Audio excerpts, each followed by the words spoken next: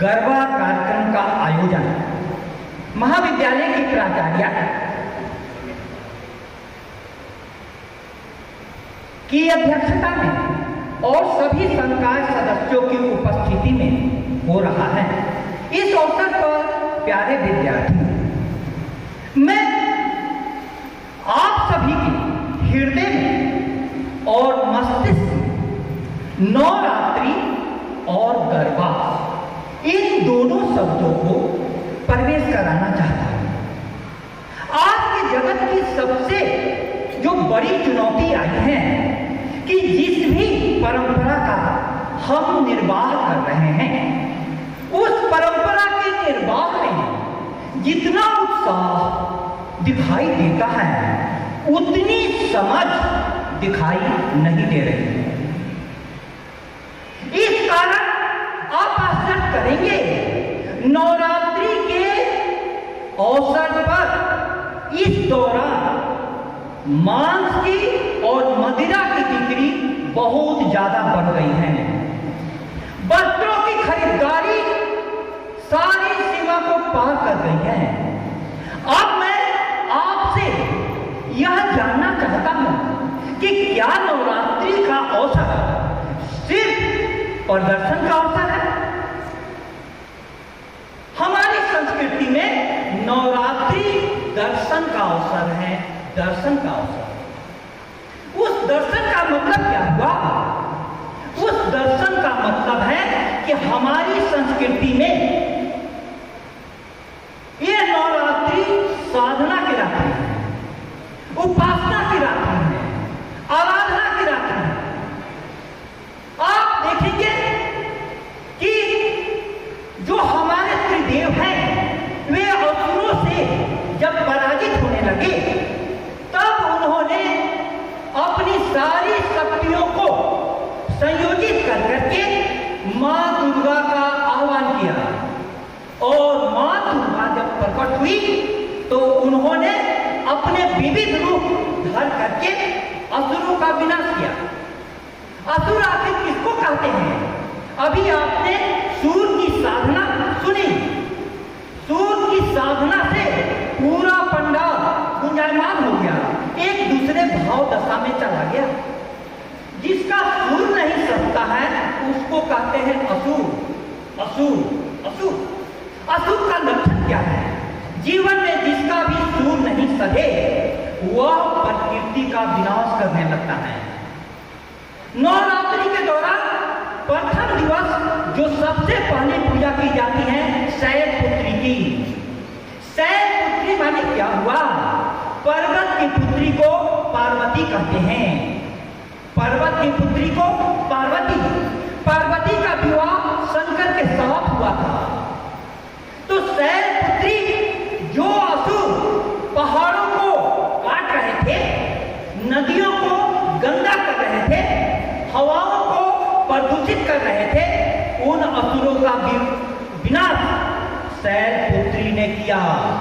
आप कई राक्षसों का नाम सुनेंगे, शुंभ, निशुंभ, मधुकैटभ, महिषासुर, सारे राक्षस। महिषासुर कौन है? महिष का अर्थ होता है भैंसा, जिसकी भैंस के समान बुद्धि हो जाए और उस पर से राक्षस बना सारी तरफ विनाश। आज जलवायु संकट विश्व का सबसे बड़ा संकट उपस्थित हुआ है।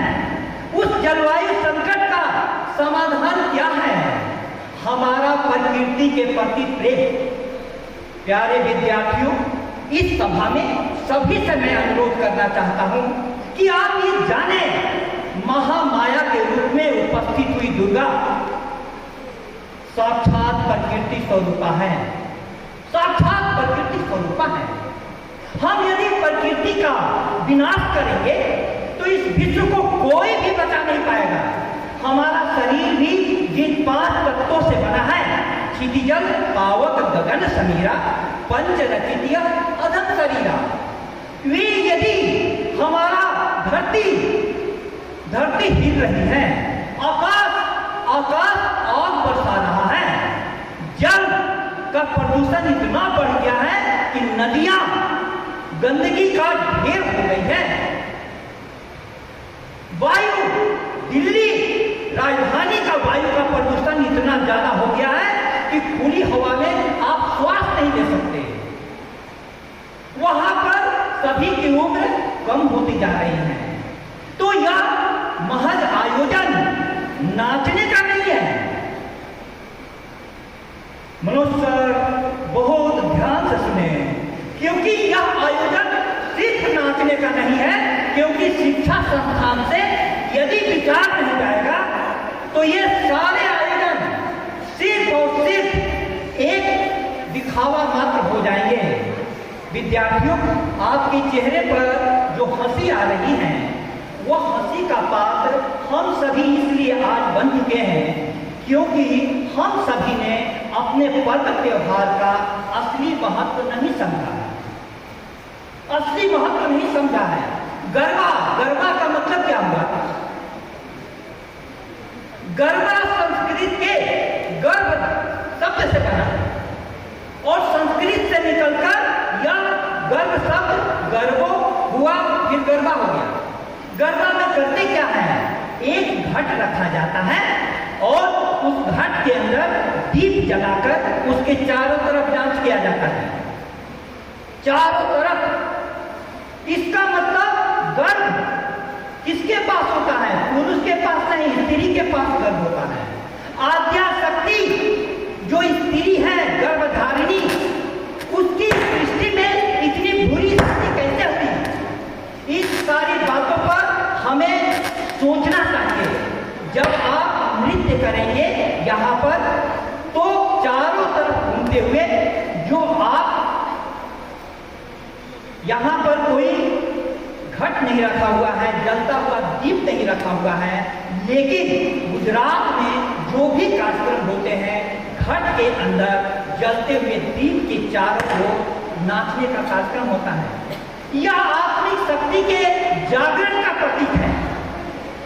आज की जितनी भी समस्या है, नशे की समस्या पर अभी बात हो रही थी, नशे की समस्या तब तक दूर नहीं होगी जब तक आपकी आत्मिक शक्ति का जागरण नहीं होगा। इसलिए प्यारे विद्यार्थियों, आपसे अनुरोध है कि नवरात्रि को सिर्फ आप मनोरंजन का साधन मत समझें और गरबा को सिर्फ किसी प्रकार का नाच गाना का नाम नहीं दें। नवरात्रि साधना की रात्रि है और गरबा हमारी संस्कृति में देवों के महादेव नटराज, शिव को नटराज कहा जाता है। नृत्य की इतनी महिमा है हमारी संस्कृति में कि नृत्य के द्वारा मीरा ने कृष्ण को पाया। मीरा ने कृष्ण को पाया। आपको यह बात मैं समझाना चाह रहा हूं कि एक वैज्ञानिक की आत्मा मस्तिष्क में होती है, एक गायक की आत्मा गले में होती है, एक कवि की आत्मा हृदय में होती है, लेकिन एक नर्तक की आत्मा रोम रोम में होती है। इसीलिए जब आप नृत्य करेंगे, पूरा भावावेश में इतना भावाविष्ट हो जाए कि आप साक्षात शिव शक्ति का प्रतीक रह जाए। दो पंक्तियों के साथ मैं अपनी वाणी को विराम दे रहा हूं कि एक नया ख्वाब आ रहा है, मोहिनी रूप में, नृत्य के रूप में नया इनकलाब आ रहा है, नया इनकलाब आ रहा है, नया इनकलाब आ रहा है। यह नवरात्रि हमारी साधना की रात्रि हो, यह गरबा हमारे जीवन की सारी कलुषताओं को दूर करके के हमारे लिए ऊंचाइयों को देने वाला हो। इन्हीं शुभकामनाओं के साथ नवरात्रि की बहुत बहुत शुभकामनाएं। बहुत बहुत धन्यवाद।